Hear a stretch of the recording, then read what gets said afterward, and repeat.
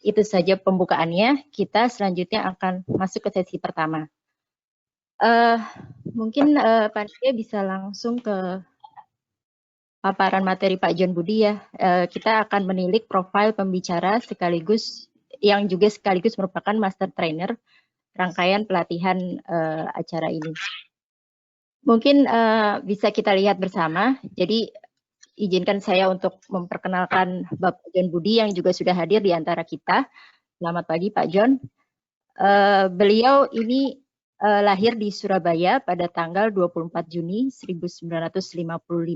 Beliau mengenyam pendidikan S1 jurusan mesin Universitas Trisakti dan kemudian melanjutkan masternya dengan jurusan yang sama di Research University of Queensland, Australia di tahun 1986. Saat ini beliau berkantor di PT Metropolitan Bayu di Jakarta Barat.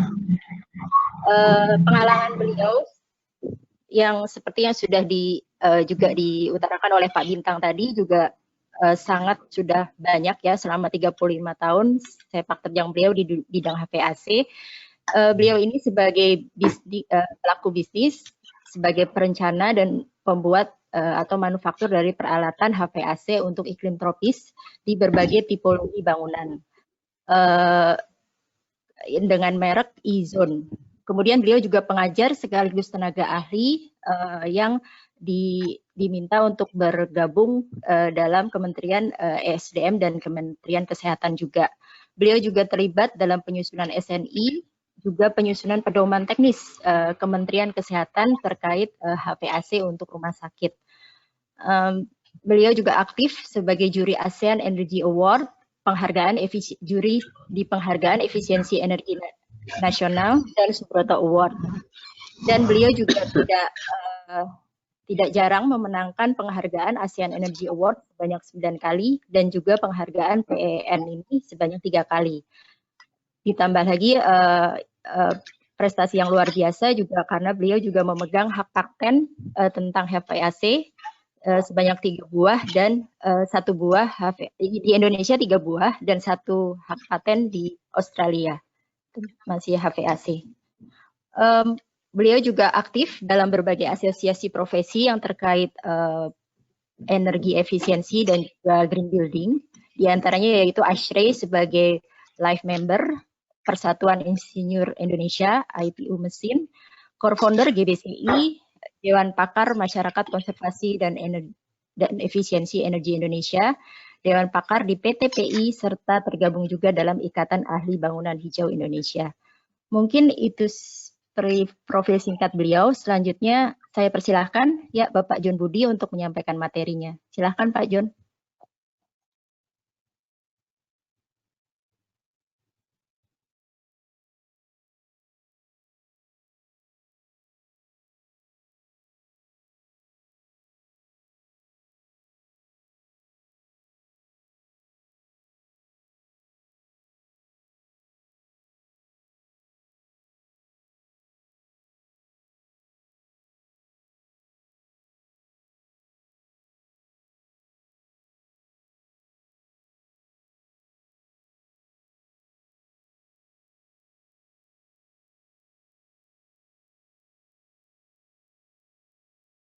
Selamat pagi Pak John, mohon maaf masih ke mute. Iya, Pak John, suaranya belum terdengar Pak, masih ke mute.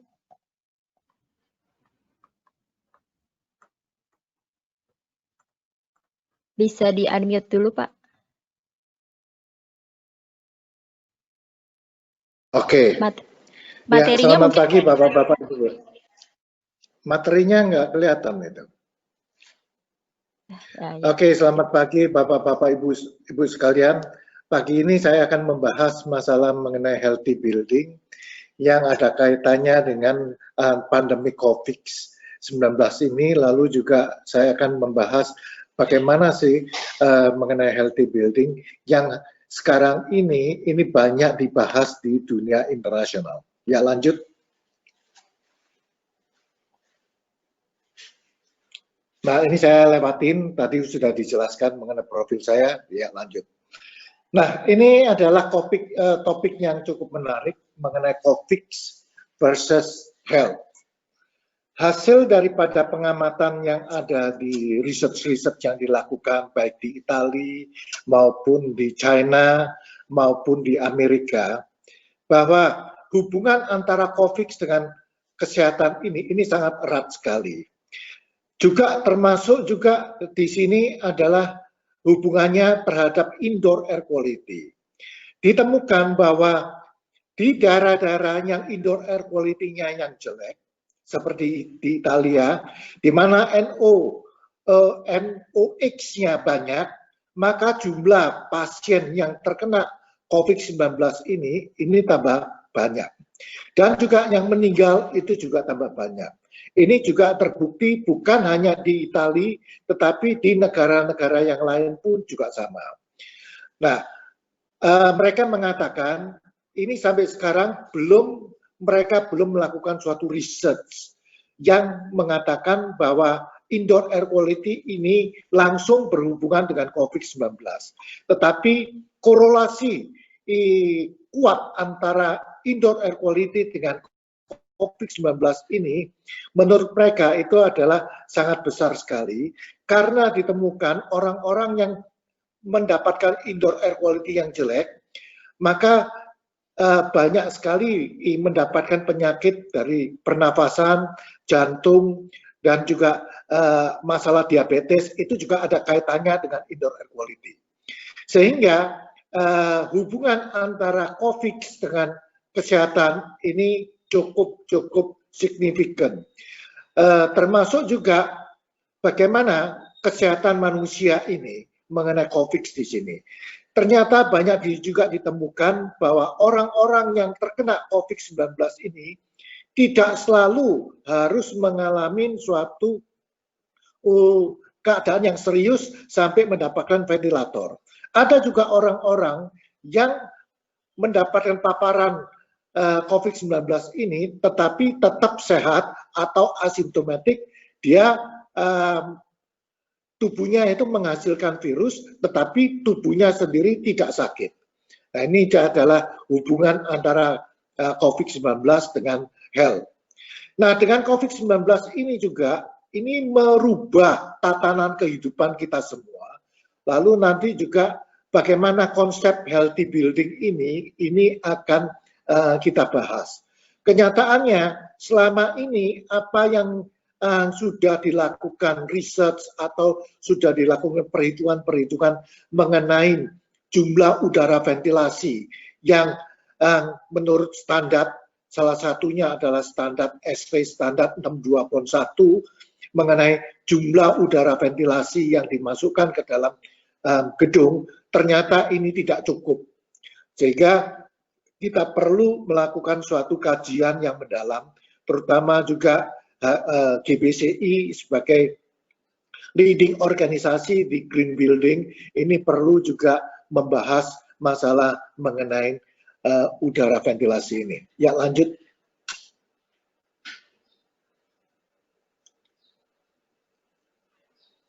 Oke, ini sedikit informasi. Sekarang bagaimana kita meningkatkan? Karena COVID-19 ini sampai sekarang ini belum ada obatnya.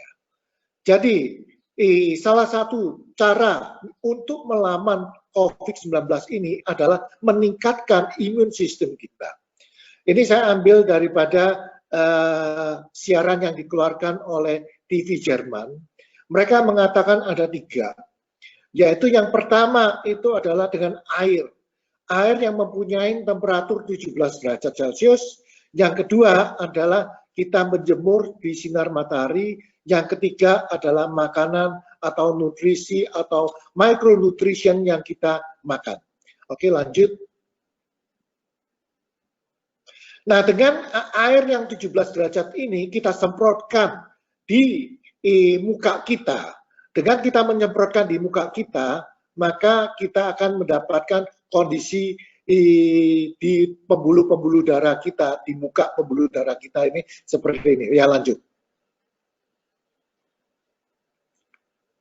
Lanjut. Nah, air yang temperaturnya 17 derajat itu pada saat dikenakan ke muka kita, maka pertama-tama pembuluh darah yang ada di muka kita ini akan kontraksi dulu. Setelah kontraksi beberapa saat, dia akan membuka. Sehingga banyak sekali pembuluh darahnya itu membesar, sehingga banyak sekali darah akan mengalir di permukaan muka kita. Karena kita tahu COVID-19 ini masuknya ke tubuh kita ini adalah melalui mata, melalui hidung, dan melalui mulut. Jadi kalau misalnya ada virus-virus yang masuk melalui hidung sebelum masuk ke paru-paru, apabila darah kita mengalir ke sana, kita tahu bahwa darah kita ini membawa banyak itu antibodi sehingga bisa mendeteksi, sehingga daya tahan kita bisa langsung melawan virus-virus yang awal-awalnya masuk ke dalam pembuluh darah kita ini. Ini adalah salah satu meningkatkan imun sistem kita untuk melawan COVID-19 ini. Ya, lanjut. Nah, yang kedua adalah sinar matahari. Di dalam sinar matahari kita mengenal banyak sekali panjang gelombang elektromagnetis. Salah satu adalah panjang gelombang elektromagnetis adalah ultraviolet B.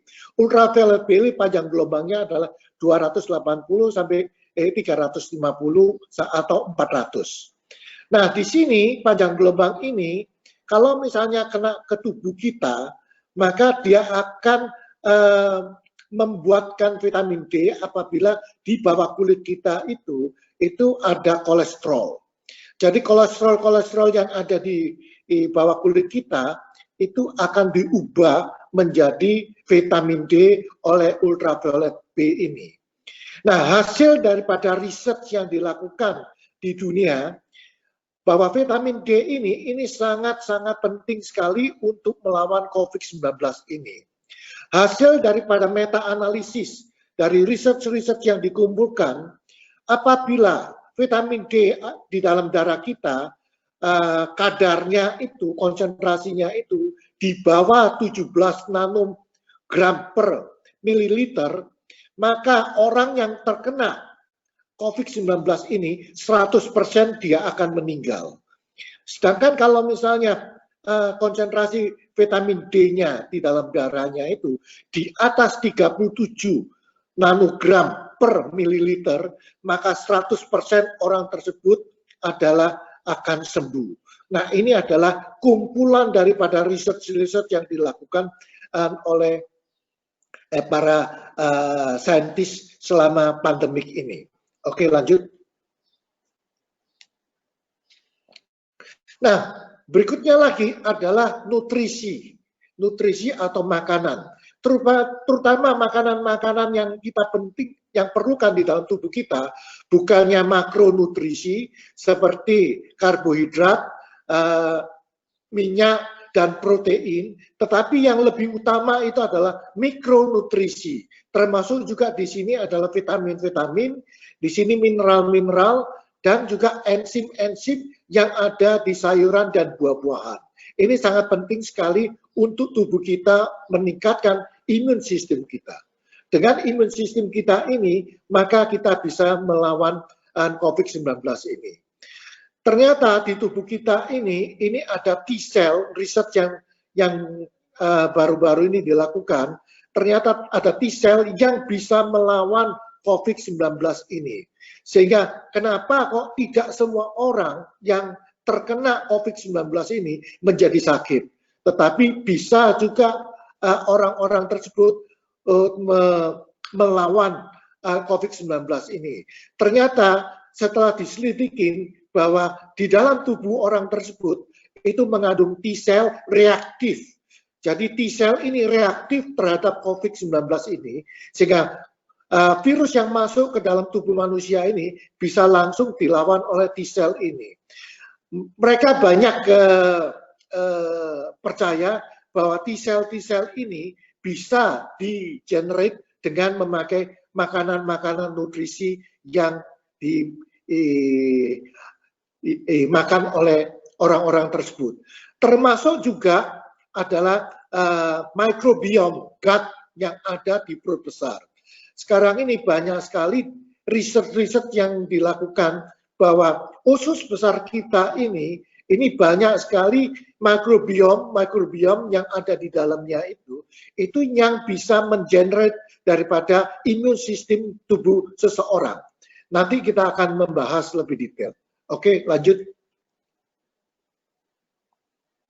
Nah, di dalam makanan-makanan tersebut seperti brokoli saya skip aja, di sana itu ada zat-zatnya yang sangat berguna terhadap manusia. Jadi mikronutrisi inilah yang kita lebih butuhkan dibandingkan makronutrisi seperti karbohidrat atau gula, protein dan minyak, oil. Ya, lanjut. Nah, kalau kita perhatikan tubuh manusia ini, kita sering mengatakan bahwa kita manusia itu terdiri dari sel-sel. Ternyata di dalam tubuh manusia itu lebih banyak mikrobiom, jumlahnya itu adalah awalnya sekitar 5-10 tahun yang lalu mereka mengatakan itu adalah 10 kali daripada sel-sel manusia, tetapi riset yang terakhir itu mereka mengatakan sekitar 39 triliun mikrobiom sel. Terutama yang paling banyak itu adalah di usus besar kita. Sedangkan sel-sel manusia itu hanya 30 triliun atau hanya 43% dari seluruh sel yang ada di dalam tubuh manusia. Oke, lanjut. Nah, ini adalah mengenai gut yang ada di perut besar kita. Ini sangat-sangat penting sekali gut mikrobiom yang ada di gut manusia ini dia juga mempengaruhi kesehatan penyakit-penyakit yang ada di dalam tubuh kita manusia. Karena selama ini kedokteran ini adalah tidak mengobatin secara detail masalahnya, tetapi simptomnya yang diberikan. Seperti misalnya diabetes, itu adalah bagaimana menurunkan gula darah di dalam darah, tapi tidak dicari penyebabnya diabetes itu apa. Ternyata salah satu penyebab dari diabetes ini adalah adanya mikrobiom yang ada di usus besar kita itu yang kita kurang. Demikian juga masalah high blood pressure juga. Selama ini dokter-dokter itu hanya memberikan obat-obat untuk menurunkan tekanan darah, tapi tidak menyembuhkan penyebabnya. Oke, terus lanjut. Nah, di dalam kulit tubuh manusia ini, tadi kan ada di dalam tubuh, di dalam perut kita, itu dipengaruhi oleh makanan, tapi ini adalah dipengaruhi oleh environment yang ada di sekitar orang tersebut. Nah, kita lihat di sebelah kiri itu adalah mikrobiom. Di kulit-kulit kita di sini ini banyak sekali bakteri-bakteri yang tumbuh di kulit kita ini. Nah, bakteri-bakteri yang ditumbuh di kulit kita ini makin banyak jenisnya, variasi daripada bakterinya tersebut, maka orang tersebut adalah makin sehat. Nah, demikian juga biochemical yang ada di kulit kita ini. Biochemical ini adalah sangat penting adalah untuk mentransfer informasi-informasi antara sel.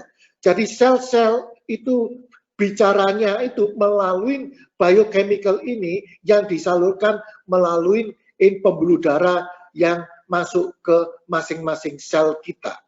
Jadi kita di sini mengatakan bahwa tubuh kita ini bagian dalam itu di gut itu banyak sekali mikrobiom, bagian kulit kita banyak sekali mikrobial atau bakteri juga banyak sekali biochemicalnya. Ya, terus lanjut.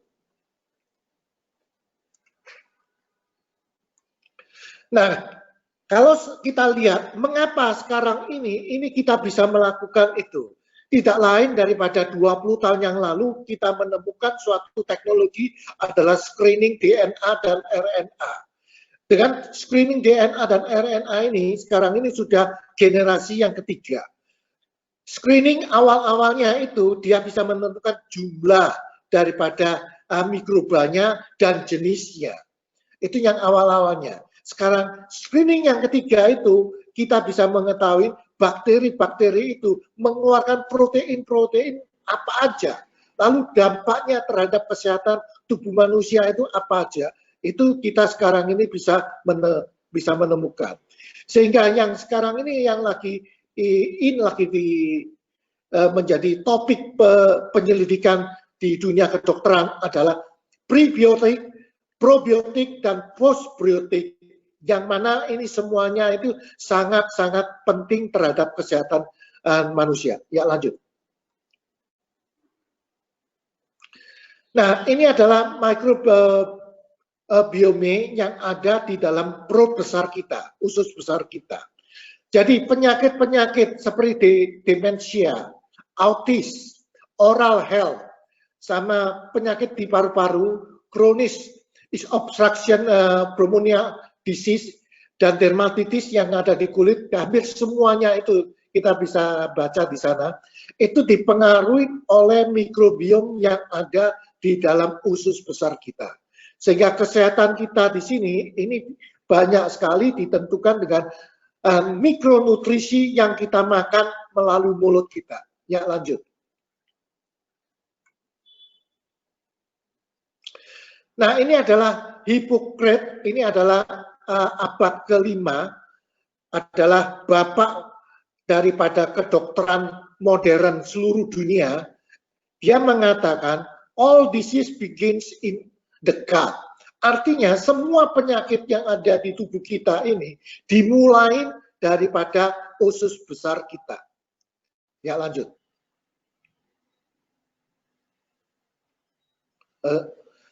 Jadi apa tubuh manusia kita ini? We are what we eat, drink, breathe, think, and absorb. Artinya kita ini adalah sama dengan kesehatan kita ini adalah sama dengan apa yang kita makan, apa yang kita minum, apa yang kita hirup, dan apa yang kita pikirkan, dan apa yang kita absorb. Jadi lingkungan sekitar kita itu adalah sangat penting sekali. Artinya, termasuk juga di sini adalah air yang kita minum, makanan yang kita minum, udara yang kita hirup, semuanya ini akan mempengaruhi kesehatan seseorang. Jadi, kenapa keadaan sekarang ini kita bisa pandemik ini? Ini adalah menurut analisa saya, ini adalah ketamakan manusia. Jadi kita mengeksplorasi terlalu besar terhadap bumi kita, sehingga bumi kita ini adalah rusak. Baik daripada tanaman-tanaman kita, makanan-makanan kita yang didapat daripada tanah, maupun binatang-binatang yang kita makan, itu semuanya itu jadi rusak. Kita perlu pestisida untuk menanam makanan sayur-sayuran. Kita perlu antibiotik menyuntikkan ke sapi dan ternak kita. Lalu airnya itu banyak tercemar. Kita juga mencampur dengan klorin.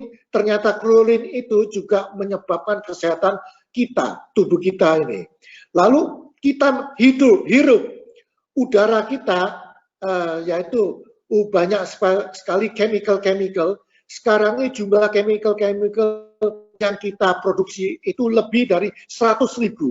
Tetapi hanya 350 chemical tersebut yang sudah didiagnosa terhadap kesehatan.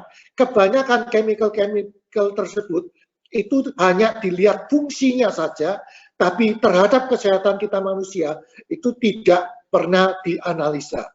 Demikian juga stres kita terhadap lingkungan kita, terhadap sosial kita, terhadap ekonomi kita, terhadap pergaulan kita, itu semuanya itu akan mempengaruhi kesehatan kita.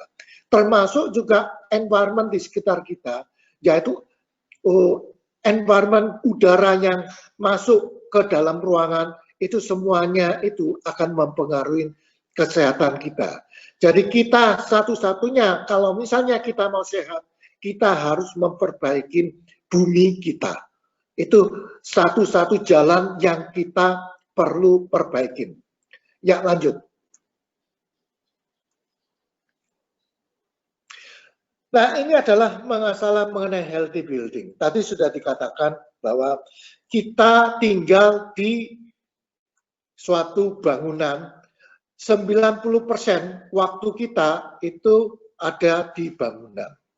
Dalam pandemik ini, jumlahnya itu sudah lebih dari 90%, karena semuanya kita hidup di dalamnya.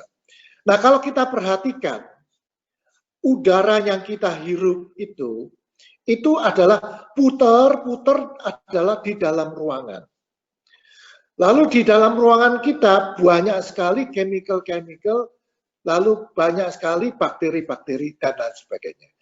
Jadi environment yang ada di dalam bangunan tersebut itu sangat-sangat penting sekali. Jadi konsep sekarang ini yang green building selama ini kita konsepkan, kita hanya memfokuskan diri kepada energi. Konsep ini kita harus rubah, bahwa dengan pandemik ini kita bisa sekarang udah menyadari bahwa energi, uang, harta, segala macam itu tidak ada artinya dibandingkan dengan kesehatan. Jadi kesehatan daripada orang itu adalah nomor satu. Oleh sebab itu, rating daripada green building harus dirubah bahwa healthy atau indoor air quality itu perlu menempatkan suatu poin yang nomor satu, bukan lagi energi dari suatu bangunan itu yang nomor satu. Ya, lanjut. Nah, ini adalah apa yang kita ada di dalam ruangan tersebut. Dari udaranya, dari airnya, dari permukaannya, karena kita tahu virus-virus yang ini adalah melalui droplet jatuh ke dalam permukaan. Jadi itu adalah lingkungan tinggi. Di dalam udara di sana itu ada PM 2.1, PM1, ada partikel, ada zat-zat yang menyebabkan kanker dan lain sebagainya, termasuk VOC, dan ada mikrobiom. Nah, mikrobiom di sini ini adalah sangat penting sekali. Karena apa? Sekarang ini kalau misalnya kita melihat healthy building, kalau misalnya itu dari arsitekturnya, banyak sekali arsitektur hanya melihat dari sisi arsiteknya. Tapi kalau misalnya dari air conditioning-nya, hanya sisi udaranya, air pollution-nya, dan lain sebagainya. Nah, tahun 2018 yang lalu, ESRE itu mendirikan suatu task force untuk membahas healthy building, di mana healthy building ini semua komponen-komponen yang ada kaitannya dengan healthy building itu dimasukkan untuk membahas healthy building.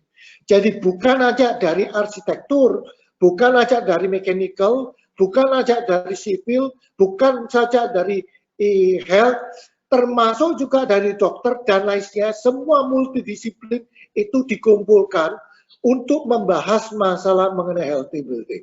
Jadi nantinya itu adalah healthy building, itu adalah multidimensional untuk menangani healthy building, bukan hanya satu dimensional ilmu saja yang mengatasi healthy building. Ya, lanjut.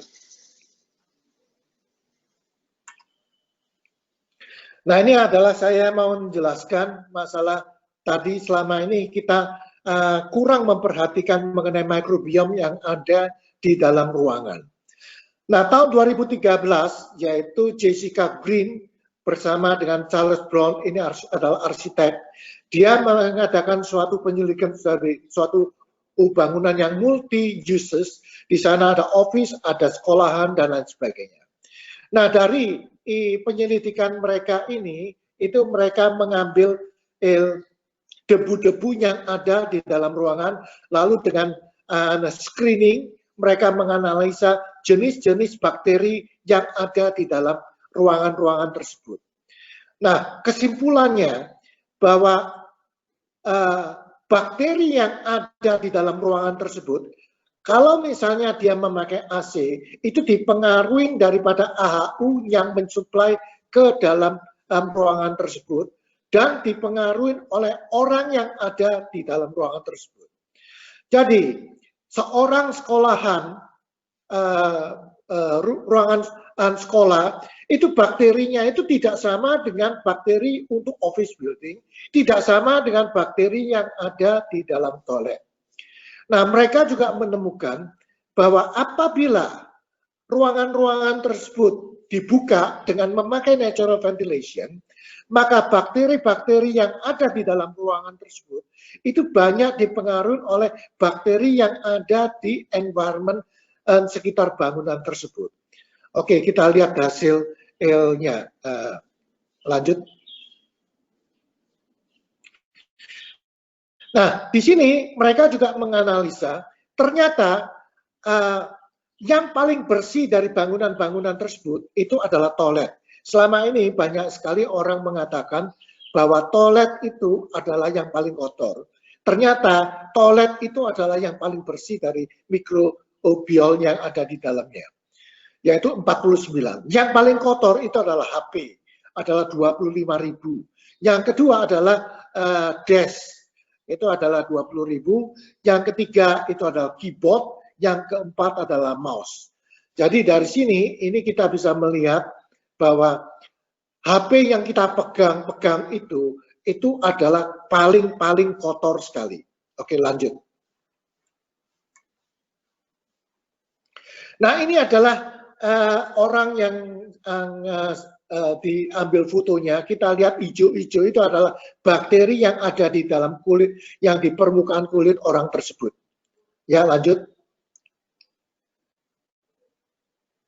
Nah, ini adalah dia menunjukkan ruangan-ruangan hijau, ruangan-ruangan ungu itu bakterinya itu sudah tertentu. Itu tergantung dari orangnya yang ada di dalamnya di sana itu. Kalau misalnya office, maka jenisnya itu adalah bakterinya jenis office. Kalau sekolahan itu sekolahan. Oke, lanjut ke bawah. Nah, ini adalah salah satu yang hijau adalah ruangan-ruangan tersebut itu dibuka. Lalu kita lihat yang warna hijau yang ada di luar itu adalah bakteri-bakteri yang di environment di sekitar bangunan. Lalu kita kalau misalnya jendelanya dibuka dengan memakai natural ventilation, maka ruangan-ruangan tersebut, bakteri-bakteri yang ada di dalam ruangan tersebut itu sama dengan bakteri yang ada di environment tersebut. Nah, dari sini ini kita bisa mengambil suatu kesimpulan.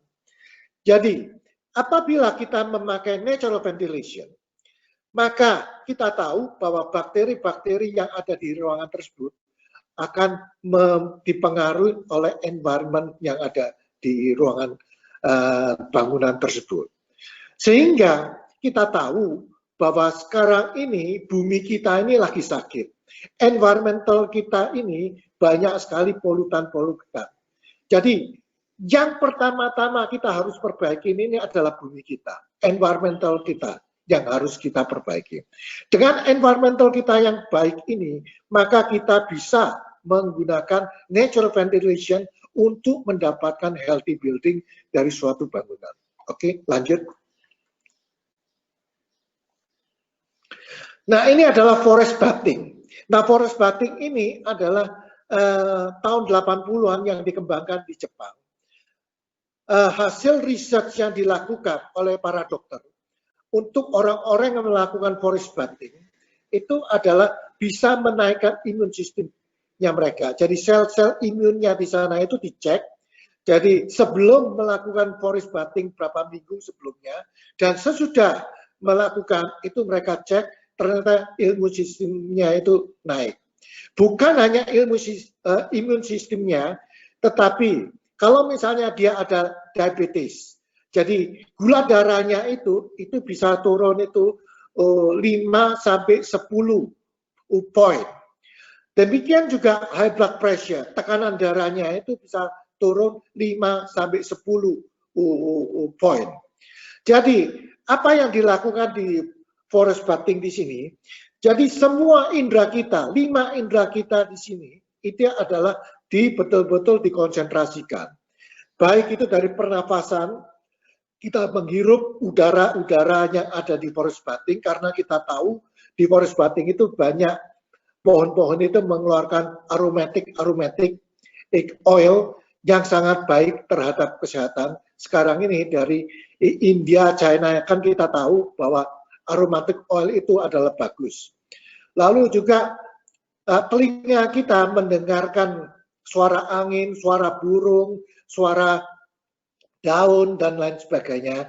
Mata kita melihat warna hijau, kuning, merah, kalau misalnya ada bunga dan lain sebagainya. Lalu juga lidahnya kita ini juga kita pakai daun itu kita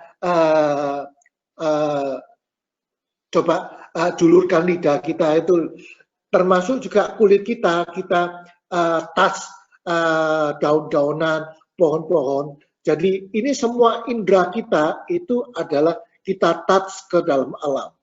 Nah, tadi dikatakan bahwa kalau misalnya environment-nya itu sehat, karena forest itu dalam tanda kutip itu adalah sehat, maka mikrobiom yang ada di forest tersebut itu akan nempel juga ke orang-orang tersebut, sehingga imun sistem kita ini juga akan meningkat. Ya, lanjut. Maaf Pak John, tinggal 5 menit ya. lagi waktunya. Oke, ya, terima kasih. Oke, ini adalah healthy building yang dianjurkan oleh Harvard University. Dia memang ada 9 poin. Saya tidak perlu menyebutkan di sini, tetapi di sini belum memasukkan mengenai microbiome. Jadi kita perlu memasukkan untuk microbiome yang ada di environment kita. Ya, lanjut. Nah, sekarang kita melihat Indonesia. Kita lihat bahwa Indonesia ini dikelilingi oleh air karena terdiri dari pulau-pulau. Ya, lanjut. Kalau kita melihat bahwa Indonesia terletak di 11 lintang selatan dan 6 lintang utara atau di Khatulistiwa. Lalu juga di sini kalau kita perhatikan bahwa 76% area kita itu adalah air. Jadi artinya apa? Artinya ini kita adalah di Khatulistiwa adalah panas, lalu karena dikelilingi oleh air jadi humid. Jadi iklim kita ini adalah panas dan lembab. Iklim kita tidak sama dengan iklim 4 musim. Ya, lanjut. Nah, kalau kita melihat tadi lokasinya Indonesia itu dari 11 lintang selatan, 6 lintang utara, kita lihat gambar yang paling atas di sana. Jadi sepanjang tahun itu kita akan mendapatkan sinar matahari yang positif. Jadi selalu kita positif. Jadi kalau misalnya sinarnya itu positif terus-menerus, maka kita bisa menggunakan sinar matahari ini untuk mengenerate suatu aliran udara atau angin yang pernah kita lakukan di rumah saya untuk mendapatkan Asian Energy Award untuk Green Building tahun 2014. Ya, lanjut. Nah, kita lihat, saya ambil data yang dari Singapura. Di sebelah kiri ini adalah sepanjang tahun kita, seperti Indonesia ini, sepanjang tahun itu temperatur kita adalah range-nya adalah dari 24 sampai 33 derajat Celcius, lalu kelembabannya itu dari 16 gram sampai 21 gram. Dibandingkan dengan sebelah kanan itu adalah 4 musim. Jadi berbeda. Jadi iklim kita ini berbeda, sehingga kalau misalnya kita akan mendesain suatu green building, kita harus mengacu terhadap iklim kita yang panas dan tropis tersebut. Ya, lanjut. Nah, kita bisa menghasilkan suatu healthy building di Indonesia, yaitu kita memakai air conditioning atau kita memakai natural ventilation. Kalau misalnya kita memakai air conditioning, maka yang perlu diperhatikan itu adalah bangunan itu adalah tight. Jadi yang perlu diperhatikan OTTV-nya. OTTV-nya itu selama ini green building itu adalah menghitung mengenai OTTV, lalu microclimate-nya, lalu airside-nya, dan lain sebagainya. Lalu kita mengikuti konsep yang 9 daripada Harvard University, plus juga healthy building memasukkan microbiome. Sedangkan kita juga bisa memakai natural ventilation. Kalau kita memakai natural ventilation, peranan dari arsitektur ini adalah sangat-sangat besar sekali pada awal-awal desainnya. Jadi kita harus memakai loss, jadi open, jadi cross ventilation sama buoyancy ventilation sama wind induced ventilation plus solar induced ventilation itu harus betul-betul diperhatikan. Iklim dan biodiversity factor semuanya itu perlu diperhatikan. Environment di sekitarnya itu sangat-sangat penting sekali karena udara yang masuk itu akan mempengaruhi kondisi yang ada di dalam ruangan tersebut. Oke, lanjut. Nah, green healthy building, jadi konsepnya itu yang perlu diperhatikan ini adalah biophoenix design arsitektur, yaitu environmental di sekitar bangunan itu. Kalau misalnya kita memakai konsep green building dengan natural ventilation. Nah, yang perlu diperhatikan kalau natural ventilation, kita memakainya itu adalah adaptive thermal comfort based on the triple hybrid natural ventilation, forced mechanical ventilation, dan DOAS air conditioning system.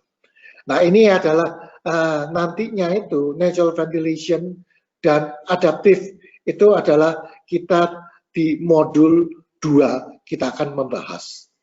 Lalu yang ketiga, tetap aja untuk green healthy building itu kita tetap memperhatikan mengenai energi, yaitu kita harus mengembangkan renewable energy untuk mendapatkan zero energy healthy building, green healthy building. Yang keempat, human immune system, yaitu masalah nutrisi dan makanan-makanan yang kita asup itu kita perhatikan. Ya, lanjut.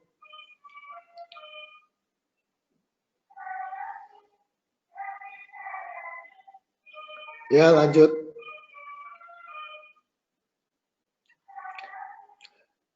Lanjut. Oke, saya rasa itu presentation saya mengenai healthy building sudah selesai.